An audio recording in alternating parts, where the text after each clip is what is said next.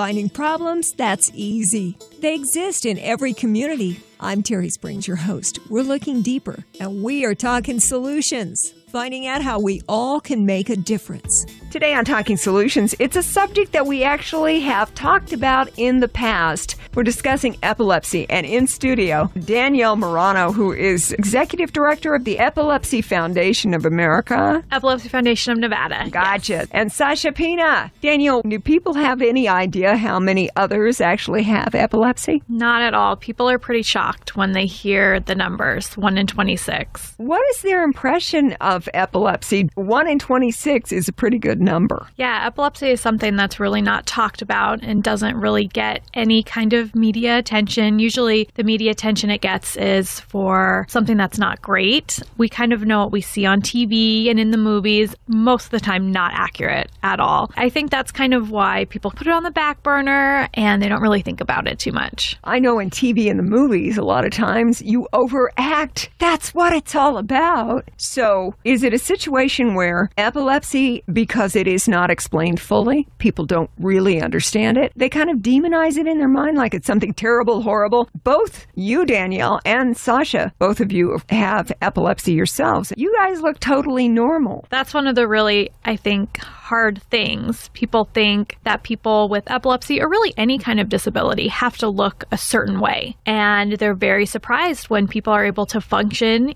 pretty normally. That's something that they're kind of taken aback by it. And that really helps start the conversation. But it's hard to get to that point because epilepsy can be something that's isolating. A lot of people don't talk about it. Everybody's got something in their life, something that you certainly didn't go out and go, gosh, I wish I could come up with an epileptic seizure. Absolutely. How exactly did you find out that you have epilepsy? It's different for a lot of people, but for myself, I suffered a pretty bad head injury due to a sport, playing soccer. And after my head injury, maybe a couple months after that, I started having seizures. We went to a neurologist, and there's a couple ways they can diagnose it. A lot is through an EEG. There's an MRI. That's how I was diagnosed. So because of the accident that you had been involved in and the head injury through soccer, the doctors said, this is not that uncommon, that this might be a side effect or after effect of an accident like that. Correct. Most of the time in epilepsy, we don't really know what causes it necessarily. So they can't 100% say your head trauma caused it. For some people, they can say that. In my instance, they said that's probably what most likely caused it. Can't be 100% sure, but we had a diagnosis and that was a starting point that we could go off of. The first time that you experienced an epileptic seizure, did you feel it come on? Did it just happen without any kind of a warning? Yeah, I remember exactly where I was. I was 13 and we were at a sleepover for my friend's birthday party. I remember us getting up really early in the morning. I was super tired. I remember sitting up and then just needing to lay back down. And the next thing I remember is being loaded into an ambulance. And you're laying there on your way to the hospital thinking, what just happened? And you can hear the paramedics in the background saying, we're bringing in a young female, had a seizure. And I was like, what is that? I had no idea what that was. So I didn't really fully understand what happened until I had gotten to the emergency room and my parents had gotten there, the doctor got there, explained what happened, but I really didn't have any memory of it. It's kind of scary to 1 minute be conscious, know what's going on, and the next minute it could be 10 minutes later, 20 minutes later, and you just lose all that time. It's a really interesting and scary feeling. As you've talked with other people who also have epilepsy, are there stories of their first experience with a seizure similar to yours where it just happens and you just don't know what just occurred? I think so. Especially if epilepsy hasn't really touched your life. Maybe you don't know anyone with epilepsy. You kind of have to become an expert overnight. After you get that diagnosis, you walk out of that doctor's office, you're hitting books, you're hitting internet. You just have to learn so much in such a short period of time. And that's really what our foundation is here to do, is to kind of help you become an expert. The Epilepsy Foundation of Nevada. Danielle Marano is the executive director. Also in studio with us today as we talk about epilepsy, Sasha Pina. Sasha, also, you have suffered seizures. Epilepsy is a part of your life as well. When did your first epileptic seizure happen? How did it occur? My epilepsy started from a head injury just like Danielle's. I've had to ask when my first seizure started because I did not remember, and I was told that it happened a year after, when I was 17. My mom told me that it happened during church. I was feeling weird, and then that's just when the seizure started. So I had auras that had weird feelings before the seizure started, and next thing you know, I was in a seizure. Is that common that there would be some kind of a neurological warning before a seizure actually occurs? That you get some kind of a tingling or something that you feel or something that you sense? For some people, it is. I would say a majority of people probably don't have that. I always call that kind of like a blessing and a curse. If you know a seizure is about to happen, you're able to get yourself to a safe place, you're able to tell someone, but then you sit there and you kind of say, a seizure is going to come on. And for some people, they get that aura for a second. Some people, it could be as long as like an hour. So you're sitting there saying, I know a seizure is going to happen. That's scary to realize, yes, it's going to happen again, but sometimes it can be beneficial to get to a safe place to inform someone that it's going to happen. If only we had that kind of advance warning with all kinds of things in our lives that occur. We're talking about epilepsy today, and the reason for our discussion has to do with a great fundraiser for the Epilepsy Foundation of Nevada. It's the second annual Pawn Stars Poker Run. Danielle, you were saying that the numbers for epilepsy, actually a lot more people deal with it than you would otherwise believe. 1 in 26, that's a pretty high number. It really is. And among the 1 in 26 is someone who's helping you with the poker run with Pawn Stars, and that's Rick Harrison. Everybody knows him from TV. He's a famous local and now international figure. Now, this is the second year that they've done it, and I know the poker run start and finish location is the famous Gold and Silver Pawn Shop over there on Las Vegas Boulevard, north of Charleston. We all know where it is. How did Rick get involved with the Epilepsy Foundation? It's really, in general, hard to find someone that will talk about epilepsy, especially on a national level. We see all these celebrities come out and talk about, cancer, and they get behind this cause. And we've never had a spokesperson on a national level come out and say, I have epilepsy. We knew that Rick had epilepsy in a book that he wrote. It's called License to Pawn. He talks about having epilepsy as a child. The story is fantastic. How he had epilepsy as a young child. He would have really bad seizures, and he would be stuck in bed for days. He didn't have a TV in his house, so his mom would bring him books, and he would read. They were history books. And he became in love with history. That's kind of how he got started. He attributes having epilepsy as a child to being so knowledgeable in history, and look at what it's done for him. So he turned something that wasn't ideal and great into something amazing. It is, because everybody who watches Pawn Stars, which I know I do, you can do the binge watch thing where you just do episode after episode. Rick knows something about everything that comes into that store. He does. So he got involved that way. Our CEO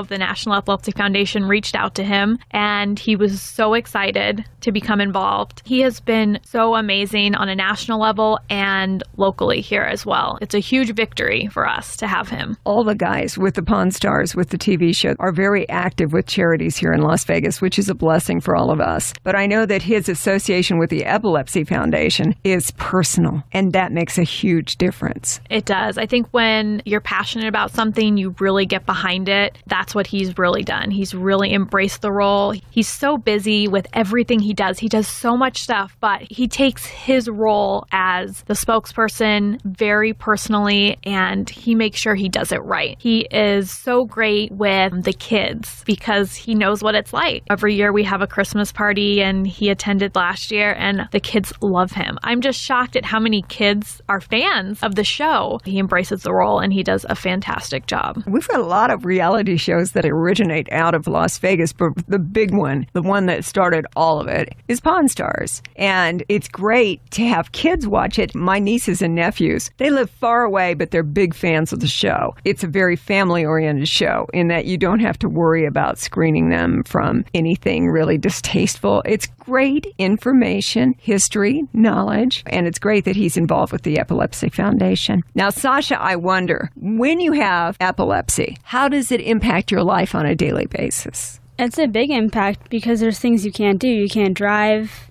People have to watch you sometimes. You have to take medicine all the time, and you can't be late taking your medicine. So there's things that you just have to do, and you can't miss out on it. Medication helps stabilize things? Yeah, it doesn't stop them. It just controls it. I guess sometimes it does stop it too, but for me, it just controls it. Sasha Pina is with us today on Talking Solutions. We're talking about epilepsy. I know, Sasha, I'm friends with you on Facebook. I see you online doing a lot of things on social media. Very active. You do a lot more stuff physically than I do. I see you on bicycles. I see you out doing walks. You're an active girl. This sort of thing, it looks to me like you've taken the diagnosis of epilepsy, you live with it every day, and you've turned it into a positive in that you're spreading the word and you're showing all the things that you can still do. Yeah, I try not to let epilepsy take control of my life. It's one of the things that you live with, right? I mean, you're not given an option, but you're taking it and you're letting a lot of people know that you can still be a really active, really positive, productive person despite epilepsy. Yeah. Danielle, what does it do to your everyday life? Now, I know that you're active as the executive director of the Epilepsy Foundation of Nevada, but having epilepsy on a daily basis, how does that change your life? I'm very lucky that my medication has controlled my epilepsy. I haven't had a seizure in 14 years, which every day you think about it. You know, even for me going that long, every day I wake up, I say, today's a good day. And there's certain things that a lot of people take for granted. Every time I get in a car, I'm like, this is awesome that I can drive. Especially working in my position, I see people that struggle with epilepsy. Their seizures are not controlled. They're not able to do certain things. I get it. But working in my position has helped me grow and be okay with my epilepsy. For a long time, it was something that I didn't talk about. I just wasn't at a point where I was ready to talk about it. But being around amazing people that I see deal with this all the time, it's very inspiring. And as much as I like to think I help some people, I think that this helps me more. I think your attitude changes when you're diagnosed with something that's not going to go away, because there is no cure for epilepsy, is there? Am I missing something on that? No, there is no cure. We have a couple of treatment options. You can have brain surgery, which I guess you can say it cures you. For some people, it's very successful, and for some people, it's not. They'll still have recurring seizures, but technically there is no cure for epilepsy. Brain surgery. It's a long process. You have to be able to isolate where exactly the seizure is coming from, and they are removing a part of your brain, which is very scary. But for some people that are having multiple seizures a day where it's impacting their life to an extent that they can't function, it may be the best alternative for them. As executive director of the Epilepsy Foundation of Nevada, I'm sure that you see people who deal with epilepsy in many different ways. It's been how many years since you had a seizure? It's been 14. Wow. Big chunk of your life you've been free of it, even though it's on your mind on a daily basis. But the people that you see coming through the Epilepsy Foundation, you mentioned people who might actually consider a brain surgery option, the kind of person in many cases who has multiple seizures. I mean, is this something that some people deal with on a daily or even more than once a day kind of basis? Yeah, the number is really 1/3 of people diagnosed with epilepsy will have uncontrolled seizures. It's called refractory epilepsy. They're the ones that are searching, they're going through the process of medication after medication, failing all of those medications. And that's a pretty big number. 1/3 of people won't have control of their seizures. That's why we need research. We need new medications coming out in a time frame that matters for people. People don't have 20 years to wait for a new medication that's in the pipeline. It's affecting their life, and they need help now. The research dollars that are generated by things like the Pawn Stars second annual poker run benefiting the Epilepsy Foundation, those dollars turn into research down the line. That's all well and good. I love leaving something behind for someone who follows behind me. But what other kind of programs, what other kind of support does the Epilepsy Foundation do for people right here in Southern Nevada who experience epilepsy? And it's 1 in 26. I imagine there's a few of them. Absolutely. Of course, some of this will go to research. And like you said, it is is important to continue that research and leave stuff behind. But for some people, that doesn't matter. They need help now. They need support now. So we offer support groups, which are great. I always encourage newly diagnosed people or people that are just ready and at a point to meet other people with epilepsy and someone that gets it, that's walked in their shoes, that understands it. It's a lot different than just talking to someone about it, friends or family, and then talking with someone that has epilepsy. They 100% get where you've been. We have amazing support groups. We always have a doctor and a nurse there to help facilitate it. And it's a great place to ask those questions that you didn't get a chance to ask your doctor. We've all had doctor's appointment where we walk out of the doctor's office and we're like, oh, I should have asked him that. Darn. This is a really good place to go and just ask those questions. We also have really great programs that we've put into our schools. There's nothing scarier for parents than sending your child to school not knowing if the staff is equipped to handle your child if they have a seizure. That was one of the things that I was worried about, having a seizure in school where everyone saw it and that was it. I had to tell people I had epilepsy at that point. We really try to go in and educate the school nurses and educate the kids also. I think if we get them at a young age, I really think we can turn around the stigma that has epilepsy. And that's really what we're trying to do.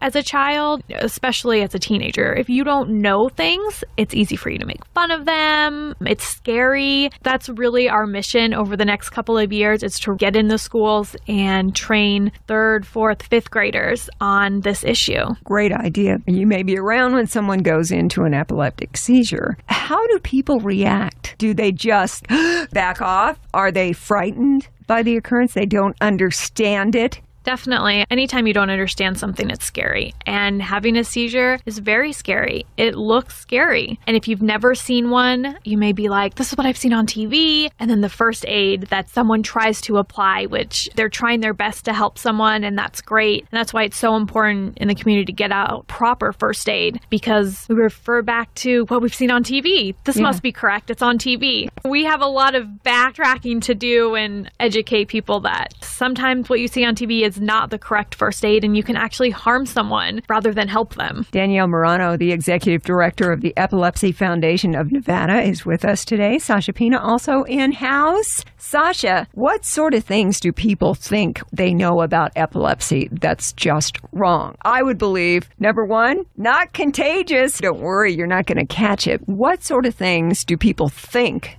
about epilepsy that's just totally off base? I've heard a few of my friends say that you have to hold the person down. That's really the only thing that I've heard them say, but then they've never really seen anyone have a seizure. So they don't really know where they're going to go from there, but they're just, if something happens, I'm holding you down. Yeah. That's not going to help, is it? No. I'm really happy that I hear them say, turn them over. They do know that, and I'm happy to hear that. So if something happened and you were in the presence of someone who experiences an epileptic seizure, turn them over on their tummy? On their side. On their side? Yes. Why? Sometimes when you have a seizure, you drool. You may vomit after, and you don't want them to swallow it and choke on it. That makes good sense. What sort of things do you want people to know about epilepsy? You're not going to catch it. That we are the same type of people that you are. We can do everything that you can. We may just do it different than you. Which is normal. Danielle, I wonder, is the origin of epilepsy somewhere in those deep, dark corners of our brain that we don't totally understand yet? I think so. Definitely. Is it neurological? Is it electrical impulses? No way am I a doctor, but I'm curious. Do we understand totally about epilepsy, or is it still kind of a gray area? We don't 100% understand. There's just so much research that still needs to be done, because a lot of times you can't pinpoint why someone has epilepsy or what caused their epilepsy necessarily. Sometimes it's hard to treat that way. What would you like people to know about epilepsy? We might encounter this because it is surprisingly common. 1 in 26 people deals with epilepsy. Everybody who's diagnosed with epilepsy, do they have ongoing symptoms, or it happens a time or two and then it just lays dormant? We know you've got it. It's always out there. I think the most important thing for people to know is to be very understanding and accepting of it. When something like this happens, you learn who your true friends are, because it's tough to go go through. Yeah. I know especially when you're young, I'm sure Sasha encountered this. Yes. Some people just can't hang in there. They treat you differently and they look at you differently. I think the most important thing you want to say is, I'm the same person. I'm going through something that you might not understand, but I can do the same things you can do. They might have to be a little different or modified, but you just really want to be treated the same and treated equal. And that's tough, especially as a teenager going through that. There's a lot of milestones that are tough and you miss, especially 16. You're supposed to get your driver's license. Sometimes that just doesn't work out. And that's really hard to be set apart from your friends, to be put in a different category. If you're older, being at work, being kind of isolated from your coworkers because you have something that they don't necessarily understand. That's hard. It's a hard category to be put in anytime you're labeled as different. All the different topics that we discuss during Talking Solutions, universally, the people, the kids, whomever deals with that medical condition, all they want to do is be treated normally. Just a little acceptance, little understanding. When somebody comes to you, Sasha, and says, I understand you know all about epilepsy, are you willing to share some of that information with them? Yeah. So when somebody comes to you and says, I understand you know about epilepsy, what do you tell them? I tell them what it is. If they want to know how to help someone, I'll tell them how to help someone. The whole point is awareness and education. That's what I'll do. And that's why we're here today, talking about epilepsy. Sasha Pina, also Danielle Marano. Both of you have had epileptic seizures as part of your life, so it's something you deal with on a daily basis. Fortunately, I know, Danielle, you said it's been like 14 years since you had a seizure. There are a lot of people out there who deal with it as part of their life. That's why we're talking about it today. Plus, second annual poker run from the Pawn Stars, Rick Harrison, the guys over there at the Silver and Gold Pawn Shop on the Strip. We thought we should shine a light on it because, as you said, Sasha, awareness is huge. If other people just knew that it's not something you're going to catch, it's not a dangerous thing as far as being there when it starts to happen, that what would be helpful is lay you on your side because that would be safer. To get involved, find out more information about the Epilepsy Foundation, any of your fundraisers, including the Pawn Stars Poker Run, go to your website. Yeah, you can go to epilepsy.com/Nevada. There's tons of information about epilepsy in general. Anything you want to know is on that website. And that's a way to connect with us locally also, or our Facebook page, Epilepsy Foundation of Nevada. And most of the time I'm sharing Sasha's links on there. She does such a great job of posting awareness stuff and some of the things she finds. I'm like, where did she find this? It's just so helpful that I'm just like, just making my job easy. Sasha, I told you, social media, you're very active. You're a great representative to help show this is what epilepsy looks like.